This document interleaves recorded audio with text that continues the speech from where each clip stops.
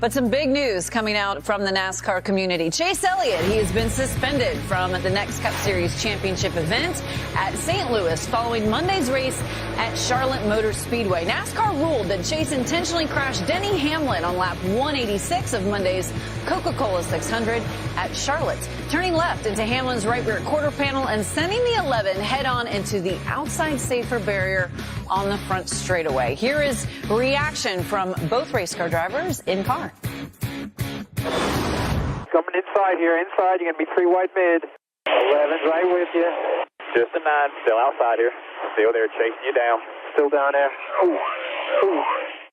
Oh, trouble, front straightaway. Hard in the wall goes Hamlin. They need to park his ran over us twice in the last 4 laps.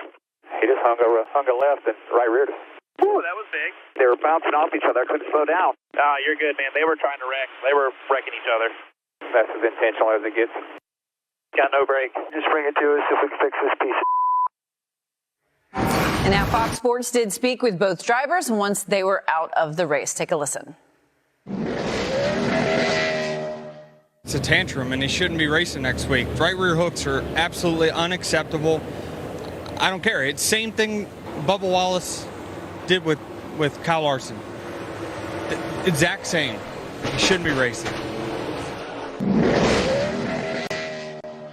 The 11 ran us up in the fence there, and once you tear the right sides off these things, it's kind of over. So just I hate it. I thought our Napa Chevy was getting better. Denny said there was some retaliation there. Was there any retaliation on your part?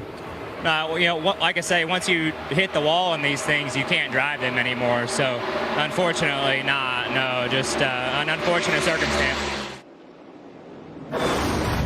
And now we do welcome in Elton Sawyer, NASCAR Senior Vice President of Competition, into the show. Great to have you with us here on this Newsy Tuesday, of course. So can you tell me kind of what decision process you guys had that led you to suspending Chase Elliott? Yes, Caitlin. So if you back up to the race last night on lap 185 and the incident with the 11 and the 9, we started last night gathering all the data, in-car camera footage, radio communication.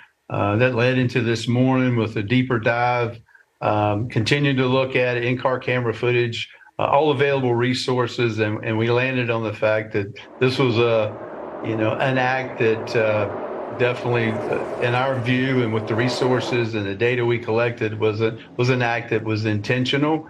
And as we have proven in the past, to be consistent, hooking someone in the right rear and turning them head on into the fence is not something that we can tolerate, and we won't going forward. Again, we've been consistent with this, and our messaging has been consistent as well. Do you think the precedent was kind of set last season when we saw a similar incident and outcome there between Bubba Wallace and Kyle Larson in Vegas? Well, if you take that, obviously that was kind of set the precedent there. But if you look at it, we take each individual situation and dissect that and look at all the resources that we have, whether that be SMT data, whether that be TV footage, whether that be in-car cameras. So each individual case is different, obviously, and we look at them separately. But at the end of the day, having an act like that, it puts not only Denny's car, but other competitors in harm's way, and we just can't allow that. I know you mentioned it briefly, but what kind of message do you feel like this is sending overall to the entire NASCAR garage following this incident? Well, again, after we reviewed all the data and we looked at it, we feel like this was the only decision that we could make. We have to let our drivers, our competitors, whether it's in the Cup Series, the NASCAR Xfinity Series, or even the Craftsman Truck Series, that this is not an act on the racetrack. I've been there personally many years ago. I understand that you can be having a bad day. Things are not going well. You're going to have a bad finish, and you have these type of altercations. But retaliating in that manner is just not going to be acceptable, and that needs to be across the board, and let our competitors know that. Well, thank you, Elton. We certainly appreciate your time, and we look forward to seeing you out at the racetrack soon. Thank you. All right, Caitlin. Thank you. Have a great day.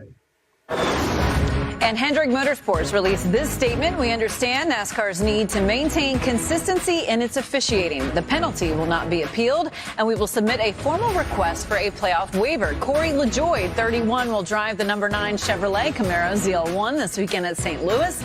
And we are grateful to Corey for stepping in to the team at Spire Motorsports for making him available. So, as promised, here is Michael Waltrip and Brad Kozlowski. What are we going to talk about today, guys? We got Slow news day, huh? I like what you said, a newsy Tuesday. Newsy Tuesday. There's no doubt about it. So initial thoughts, though, guys. You know, you've had front row seat to this. What do you think about I this? did. I had too close of a seat. Like, I was right there, and oh, my goodness. First off, it happened really, really fast, Caitlin. One moment, they were kind of bouncing off each other. The next moment, they were hooking each other and wrecked in the wall. And I couldn't even personally react fast enough.